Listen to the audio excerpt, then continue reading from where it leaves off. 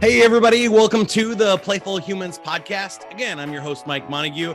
My guest this week is an artist, author, and gallery owner at Ubuntu Fish Gallery.com. Dana, I'm going to have to make you say all of these again because I also realized I forgot to say how to say your last name. So I'm going to go with Dana Sardano at Ubuntu Fish Gallery.com.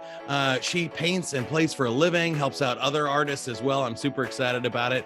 And if you want more information about how you can become a more playful human, go to playfulhumans.com. I made it real easy for you. All right, here we go.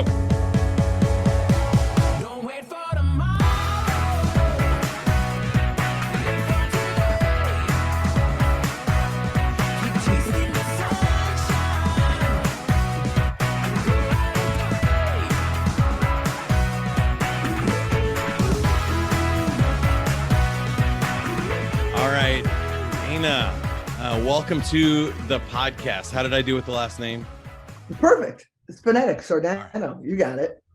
All right, awesome. And now we like to start with the joke of the week. So the joke of the week this week is brought to you by Boiling Water. Rest in peace, Boiling Water. You will be missed. Okay. What starts with a P, ends with an E, and has 1,000,000 letters in it? The post office. The post office. That was a tricky one, more of a brain teaser than a joke this week. Dana, do you have a favorite joke?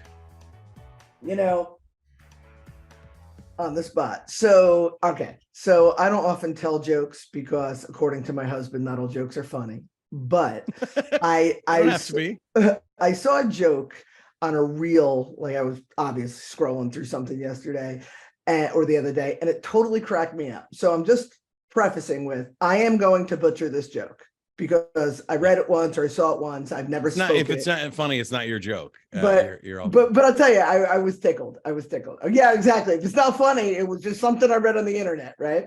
So there's a farmer in a field with its cows and calves, and he's witnessing this exchange between the mother calf and the baby calves. So the mother's got these 3 calves, and she goes to the one, and it's got a little spot on its forehead. And the calf says, "Why did you call me Sunlight?" She's like, "Because when you were born, you had the sunlight on your forehead. So I called you Sunlight." And the calf is like, "Oh, that's so wonderful." And then the other calf says, "Well, Mommy, why did you call me Butterfly?" She said, "Because when you were born, you had a little butterfly land on your head." And the calf was like, "Oh my God, that's so wonderful." And everybody's happy. And then Cinderblock says, and that's the joke. That's the joke. It's so dumb. But I read it and I was like, that's hilarious. So meanwhile, just so you know, there were calves in the reel and it was all very cute. But yeah, so I've opened with that. You're welcome. There you go. Got us started. We're in the right mood. We're playful. We're having fun. And now, let's talk about the Ubuntu Fish Gallery. Yes. I think I know what Ubuntu means, but we'll have you explain that for everybody. How does it go with fish and art? When people come into the gallery, they ask that question, but in conversations, nobody ever asks that. And I think it's the obvious question. So thanks for asking. So Ubuntu means the direct translation, and it comes with a beautiful story, and I could tell it at some point if you'd like me to. I always love sharing the story, but it's the concept of I am because we are, this unity consciousness. We're all in this together, right? And so everything I do in my life, my philosophy, the way I raise my children, the way I conduct business, everything is Ubuntu. So when I started painting, I only started painting in 2015. When I started painting, I called my art Ubuntu Art by Dana. In about 2019, when I had already left my career as an educator, I had already decided I was going to be a professional artist, but I was kind of floating around a little bit, trying to figure it out, kind of stumbled on this spiritual journey that I had never expected to happen. And my life was opening up and I'm meeting all these wonderful unicorns. I met this woman, her name is Anne-Marie Scordy. That's a whole different conversation. She's amazing. We just published her book. Again, another conversation. I can see there all the points of conversation. But when she and I met, We had this beautiful connection. And through our relationship, we were like, hey, wouldn't it be cool if we opened an art gallery together that combined the intuitive nature of all of our friends, because we had a lot of like, spiritual out there friends, and the creative people, the artists that we know, because what we've learned, those two things, intuition and creativity, grow in tandem, right? So when you are engaging in your creativity, all of a sudden your awareness becomes more open. And when you're an aware individual, you have a desire to be more creative. So one day I'm in my backyard and I'm cutting banana leaves. I'm in Florida, by the way. I'm cutting banana leaves. I'm doing my thing. And all of a sudden I have this beautiful insight. I called her up. I didn't even take my gloves off, and I called her up. I'm like, let's do this thing. And I mentioned the whole gallery idea. She's like, oh yeah, I've had that idea for a while. It's the Moonfish Gallery.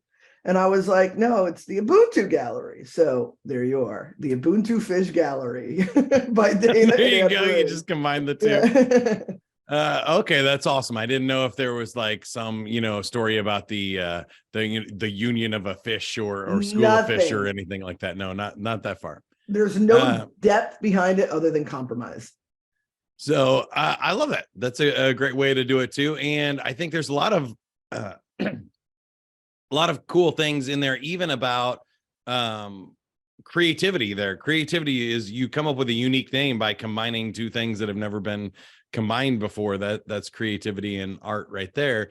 But I wanted to ask you a little bit about the Ubuntu first. So to dive a little bit deeper in there, I think this is an interesting concept that I found too, that it's really kind of weird when you think about it, is that we know we're all made up of, atoms and molecules and stuff. And so when does a molecule stop being you and start being part of the outside of you and universe? So you're breathing all of the time. Your skin is, sloughing off, you're eating. And so when does a sandwich stop being a sandwich and start being part of you? I think it's just sort of an interesting question, that we all kind of feel lonely in our consciousness and stuff sometimes, but we're all always connected our whole life. I think that is a really interesting insight. How did you find it? And tell us more about how you kind of learned to play for a living, or learn to tap into this creativity. I'll give you another choice here.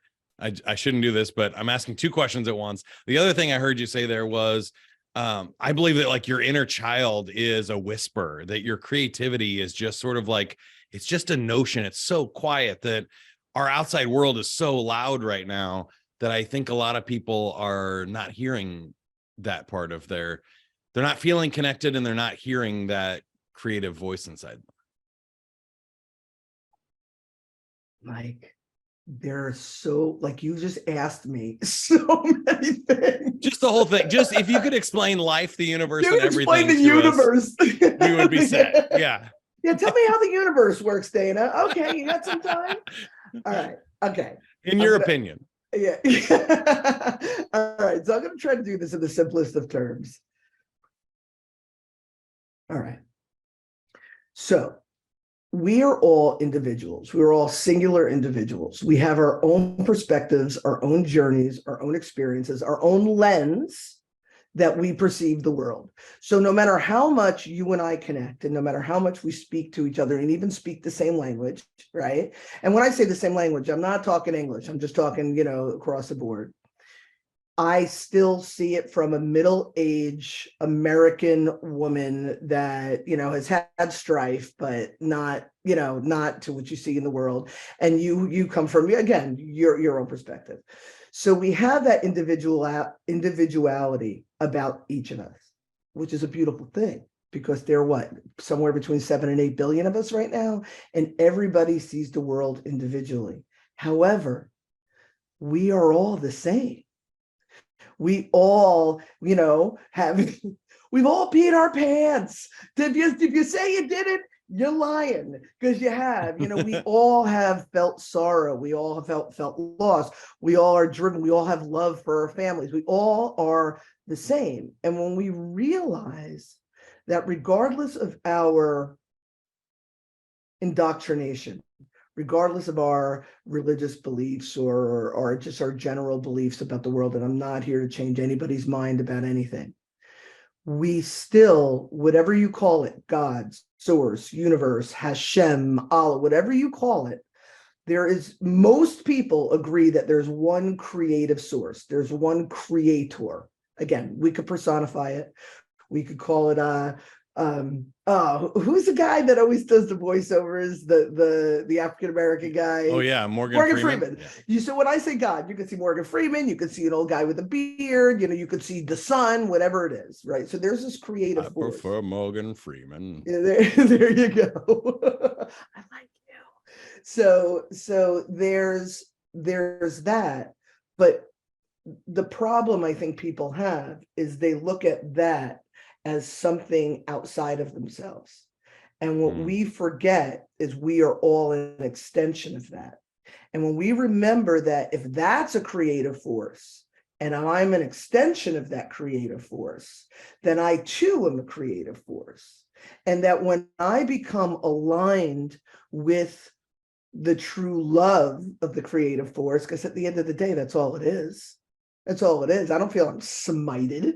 It's love. That's all it is. So when I am connected and I'm in that place of, again, I hate using the woo-woo words, but when I'm in perfect alignment with myself and the world around me, then that child you speak of is very much accessible, because that child is at its most simplified form, that creative force.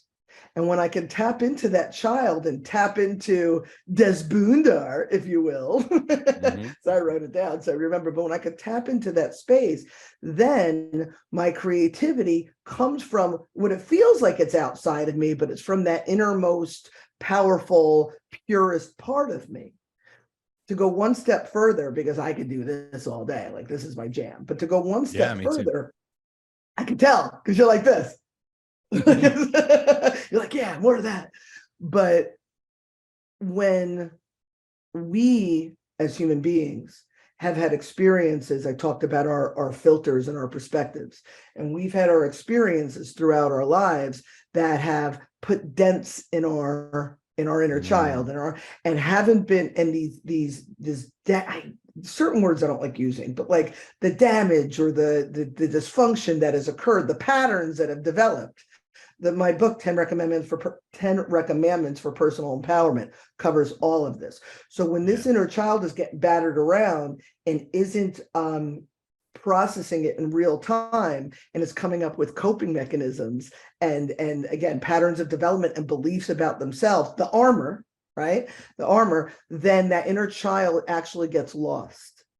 And we grow up as adults like robots, like angry robots that turn to gambling and turn to booze and drug, and I've turned to all of them, sexual promiscuity, food, you name it, impulse buys, selfies, whatever, anything outside of yourself.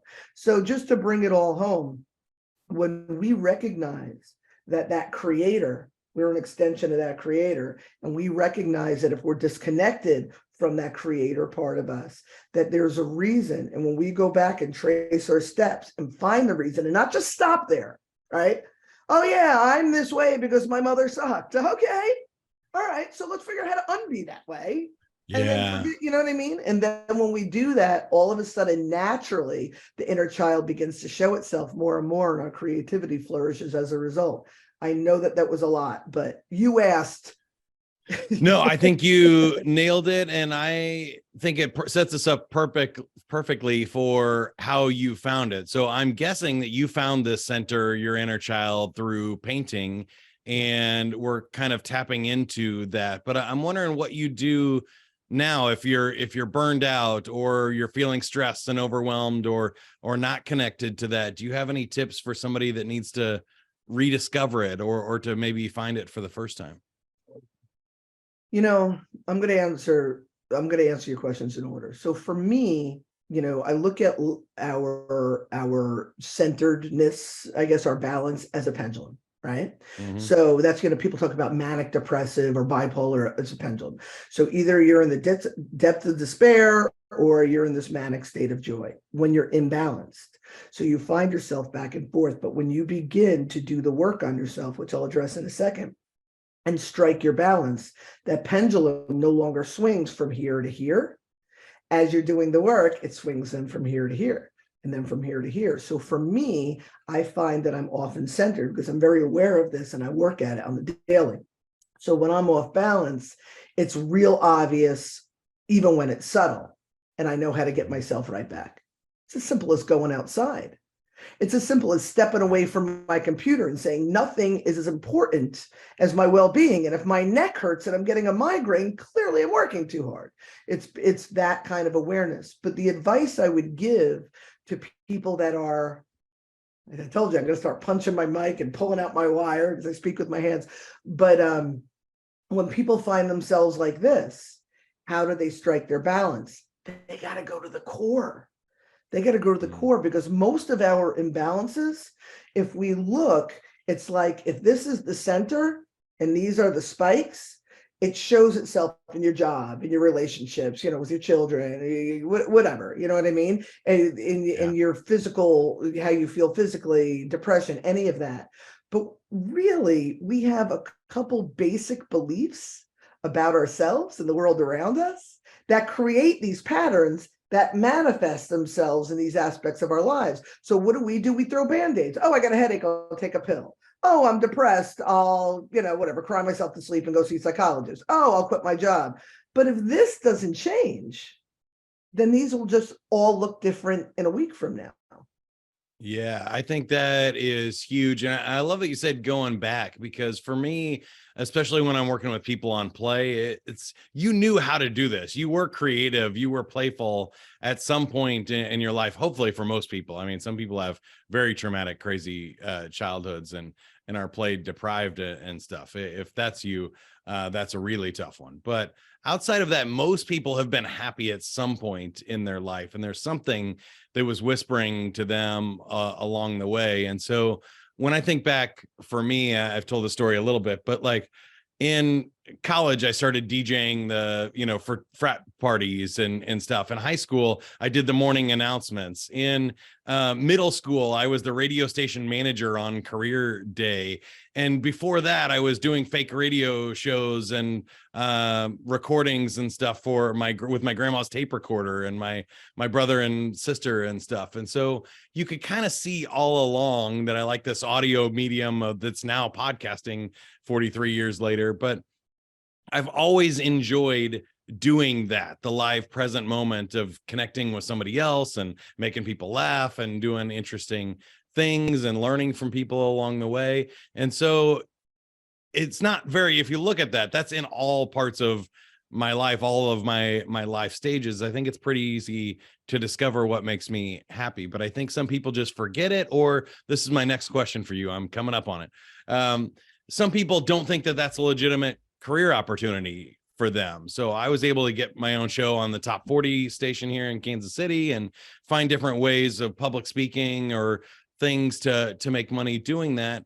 But I think a lot of people just go, oh, well, I loved painting as a kid, or I love puzzles, but I can't make money at that. That's not a job. Nobody's, hiring for somebody like that. But I watched a YouTube video of a young woman who is a professional puzzle solver, and she did a completely white puzzle, in like 10 hours and stuff. And it was really interesting, but she makes money doing that. And you have created your career as an artist and author. So I wanted to ask you how that transition was. Once you connect with that creativity, then what? I think there's a lot of options. It can be a hobby, it can be a career, it can just, be a side hustle or anywhere in between.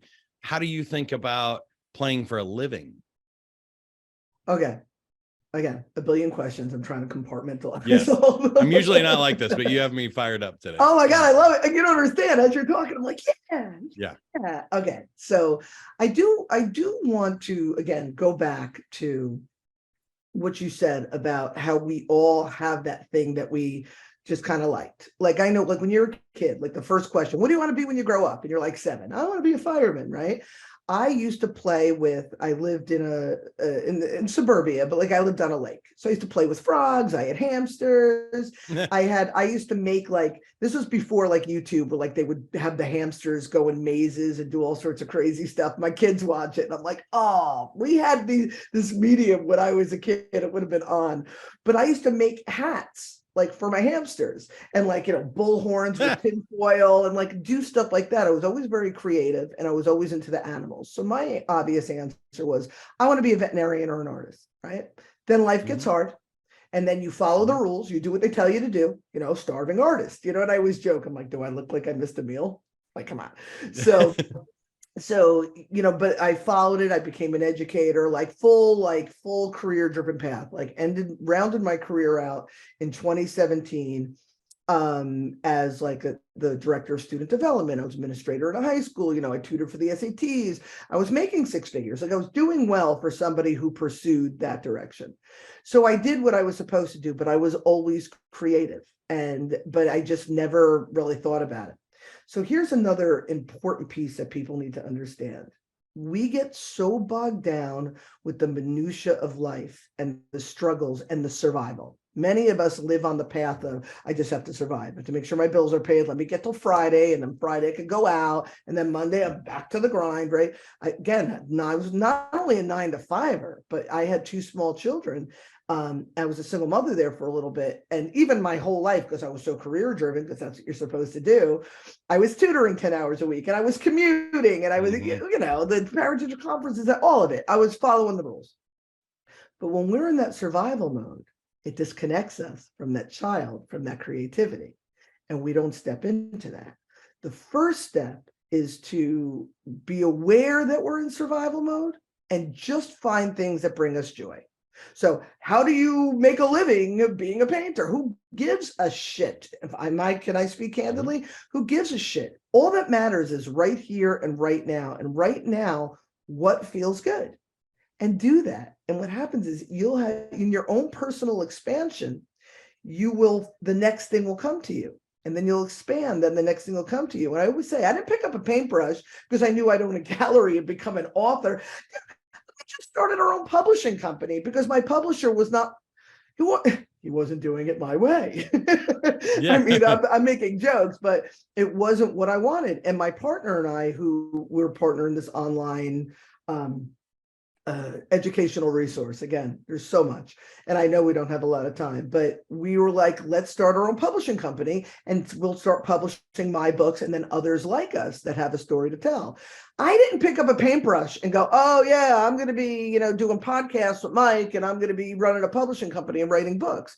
I painted because it felt good. But here's the thing. I only picked up that paintbrush because I had done work in my personal life that set me up to feel like I could do that.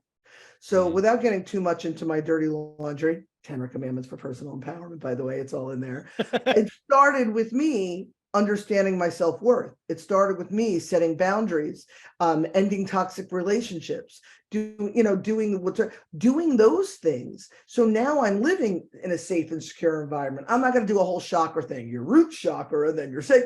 I'm not going to bore you with that.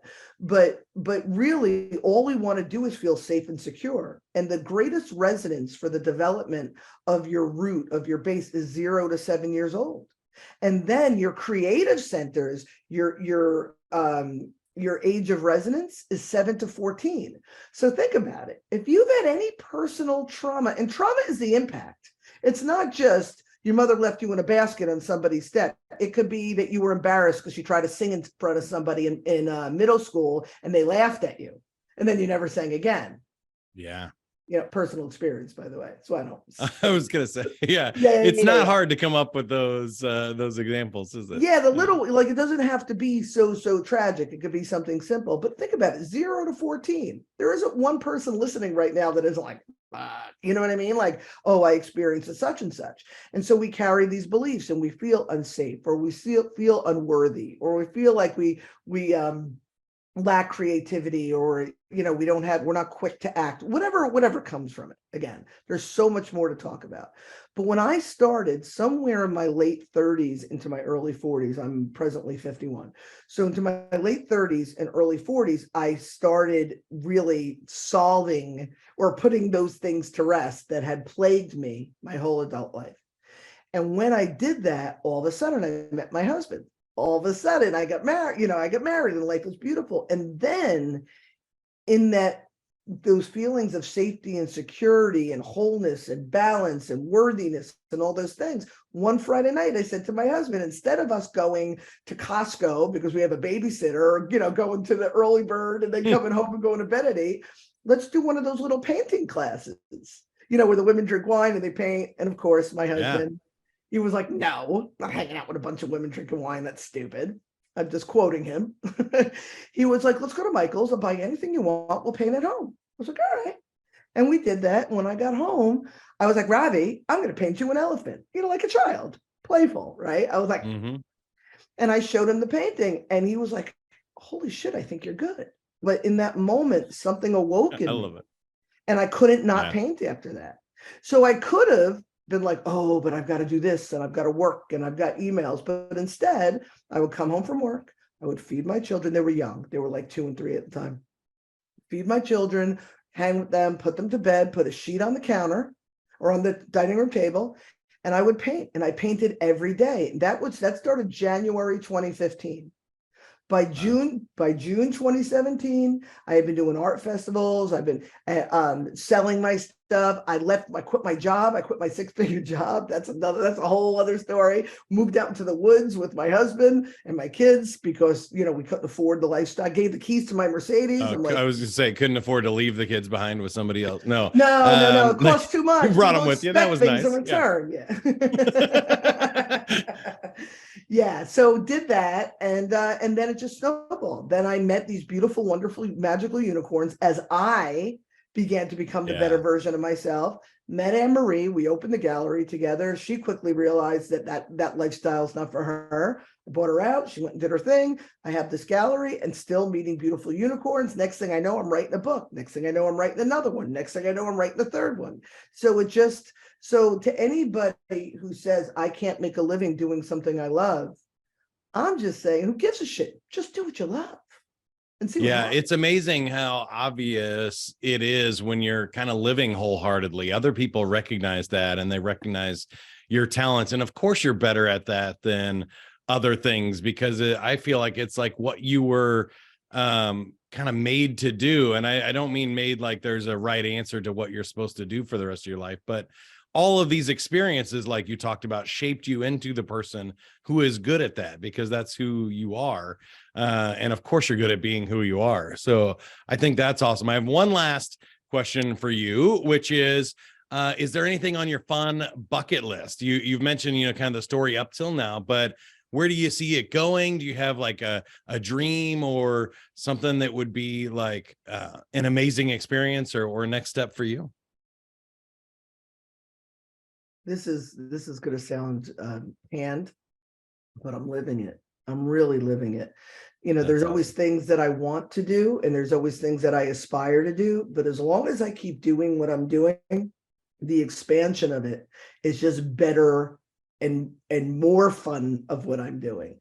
So that's what's on my bucket list. More of the same, but bigger and better.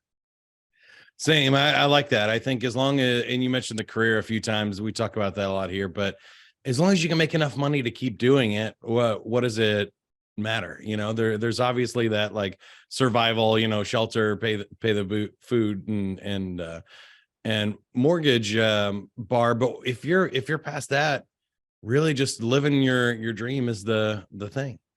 Are you ready to play a game? All right, here we go. We're spinning our wheel of games. There are 10 games that it could land on, and surprise, you got awkward questions. Awkward questions are kind of the would you rather style questions.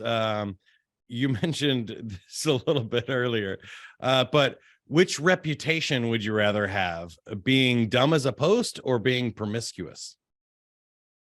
Oh, promiscuous, definitely. I agree. Good answer. And I've been accused of both. So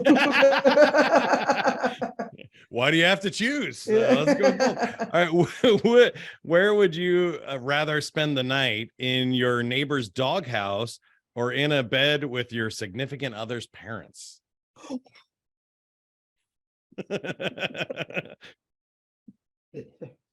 You're going doghouse. I think, thought that was understood.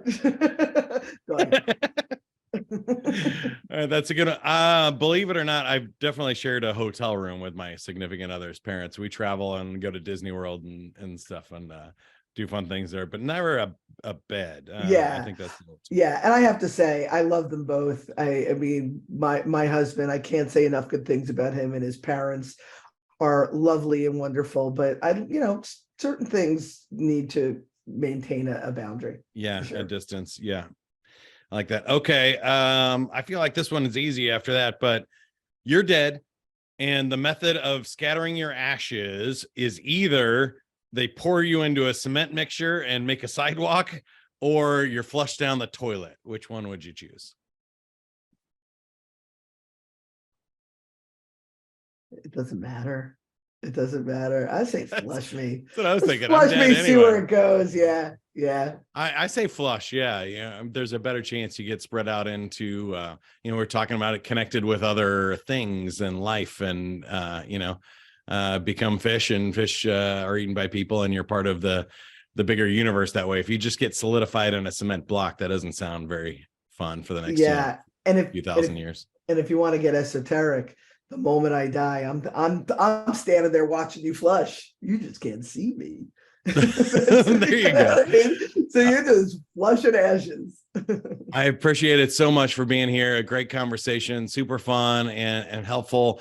The podcast is yours here. A free minute. How can we help you? You help us.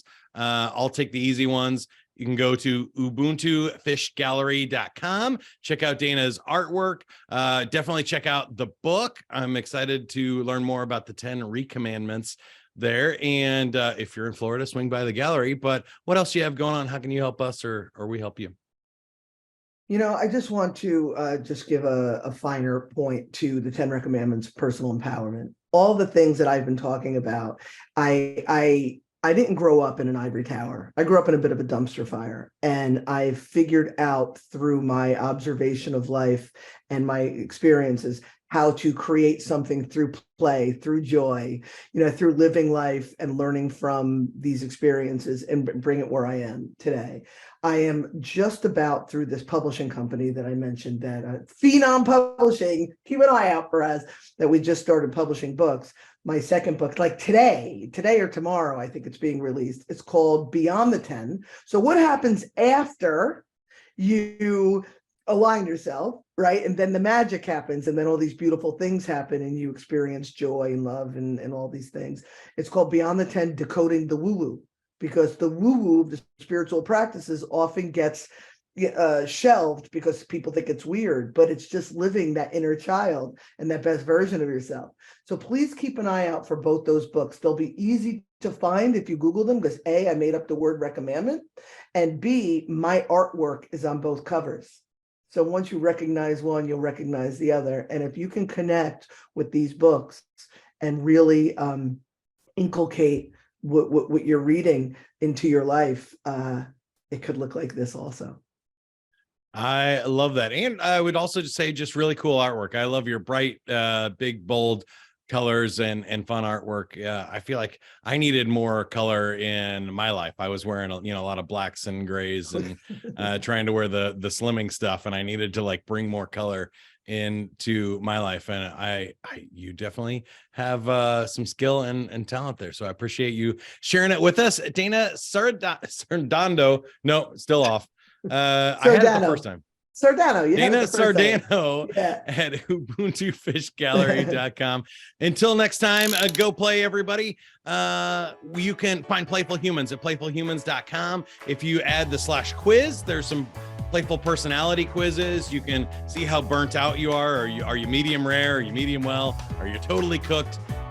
You can take that quiz and find out. You can join the community of other adults rediscovering the power of play, and check out our sponsors as well. Benetix offers tickets, concert tickets, comedy tickets, sports tickets as employee benefits. That's super cool, and all kinds of other fun stuff at playfulhumans.com. Go play. Don't wait for tomorrow. Live for today. Keep on chasing the sunshine and go out and play. Hey, you did it. You made it to the end. But don't worry, there are plenty of more videos where that came from. Just click subscribe to Playful Humans to get notified about our future videos. Now, what are you still doing here? Go play.